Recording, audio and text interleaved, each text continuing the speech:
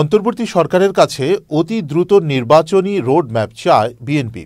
দুপুরে জাতীয় প্রেস ক্লাবে মুক্তিযুদ্ধের অন্যতম সংগঠক কাজী জাফর আহমেদের নবম মৃত্যুবার্ষিকীর আলোচনা সভায় একথা বলেন বিএনপির মহাসচিব মির্জা ফখরুল ইসলাম আলমগীর।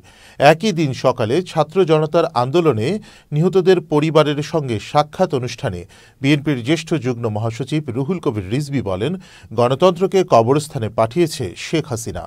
সহকর্মী মারুফা কামালকে সাথে নিয়ে বিস্তারিত মিশুক হাওলাদারের প্রতিবেদনে। বেইজিংয়ে বসে পড়েছিলেন এবং বেইজিংয়ে বসে পড়াতে জাতীয় প্রেস ক্লাবে রাজনীতিবিদ ও মুক্তিযুদ্ধের অন্যতম সংগঠক কাজী জাফর আহমেদের নবম মৃত্যুবার্ষিকী উপলক্ষে আলোচনা সভার আয়োজন করা হয়। অনুষ্ঠানে প্রধান অতিথির বক্তব্য রাখেন বিএনপির মহাসচিব ফখরুল ইসলাম আলমগীর। এ সময় তিনি বলেন, অন্তর্বর্তীকালীন সরকারের প্রতি বিএনপি ও জনগণের আস্থা আছে। রাজনৈতিক দলগুলোর সঙ্গে আলোচনা করে অন্তর্বর্তী সরকারকে নির্বাচনের একটি রোডম্যাপ দেওয়ার দাবি জানান তিনি।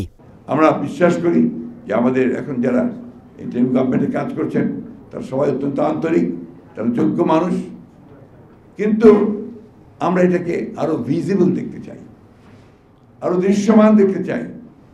আমরা দেখতে চাই যে প্রধান উপদেষ্টা তিনি অতি দ্রুত জনগণের সামনে তিনি কি করতে চান তা উপস্থাপন করবেন, একটা রোড ম্যাপ দিবেন যে কিভাবে তিনি অতি দ্রুত একটা নির্বাচনের ব্যবস্থা করবেন, কিভাবে তিনি প্রয়োজনীয় সংস্কারগুলো ঘটিয়ে তারা জনগণের একটা স্বস্তি দিয়ে তার সামনের দিকে এগোবেন এবং নির্বাচনের ব্যবস্থা করবেন। এদিন সকালে কাফরুল থানা বিএনপির কার্যালয়ে বৈষম্য বিরোধী ছাত্র আন্দোলনে নিহতদের পরিবারের সাথে সাক্ষাৎ করেন বিএনপির জ্যেষ্ঠ যুগ্ম মহাসচিব রুহুল কবির রিজভী। এ সময় তিনি বলেন, বিগত 15 বছরের শাসন আমলে শেখ হাসিনা দেশের গণতন্ত্র ধ্বংস করেছে, ভোটের অধিকার কেড়ে নিয়েছে। ভারতের এক অভিনেত্রী কয়েকদিন আগে বলেছেন যে একটা দেশ ছিল ভারতের পক্ষে, সেটাও হাতছাড়া হয়ে গেছে। একটা দেশ ছিল না, একজন ব্যক্তি ছিল ভারতের পক্ষে, কারণ ওই ব্যক্তিটি এই দেশের গণতন্ত্র হত্যা করেছে। এই দেশের একচেটিয়া ভোট করে নিজেদের লোককে সে এমপি করেছে। সেই শেখ হাসিনা এই দেশের গণতন্ত্রকে কবরস্থানে পাঠিয়েছে।